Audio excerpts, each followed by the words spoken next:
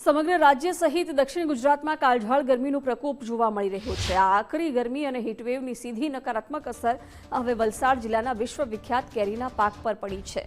ચાલુ વર્ષની શરૂઆતમાં સાનુકૂળ વાતાવરણને કારણે જગતનો તાત બમ્પર પાકની આશા રાખીને બેઠો હતો, પરંતુ હાલમાં જ્યારે આંબા પરથી ઉતારવાની સિઝન પૂરજોશમાં ચાલી રહી છે, ત્યારે બગીચાઓમાં ચિંતાજનક દ્રશ્યો સામે આવ્યા છે।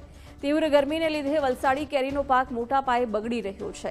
वलसाड़ना बगीचाओमां गर्मीना कारणे असंख्य केरीओ काळी पड़ीने सड़ी गई छे। पाक खरी पड़वाना कारणे तेमां जीवात पण लागी गई छे, जेना लीधे खेडूतो भारे आर्थिक संकटमां मुकाया छे। गत वर्षे 20 किलो केरीना भाव 1500 થી 2000 રૂપિયા હતા, જ્યારે આ વર્ષે ભાવ ઘટીને માત્ર 800 થી 1000 રૂપિયા પહોંચી ગયા છે। બગડેલી ગુણવત્તાને કારણે કેનિંગ ફેક્ટરીઓમાં પણ આ કેરી સ્વીકારવામાં નથી આવી રહી। एक तरफ उत्पादन खर्च वधी रह्यो छे અને બીજી તરફ એક ઝાડ પરથી 20 કિલોથી વધુ કેરી ખરાબ નીકળતા ખેડૂતો ચિંતાતુર બન્યા છે। હવે આગામી દિવસોમાં કેરિંગ ફેક્ટરીઓ સંપૂર્ણ કાર્યરત થાય અને કેરીના ભાવો ઉંચકાય તેવી આશા સેવાઈ રહી છે।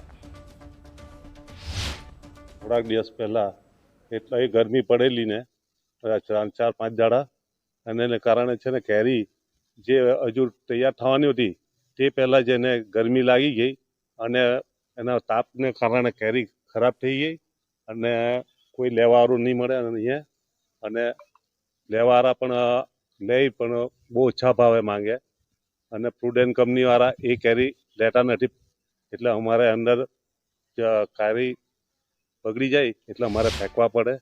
એને અસર થઈ છે, વત્તા થ્રિપ્સની પણ સમસ્યા છે, એટલે બંનેને લઈને કેરી થોડી પડી ગઈ છે અને અત્યારનો જે ફ્રેશ છે એમાં થોડી કેરીઓ ખરાબ નીકળી રહી છે।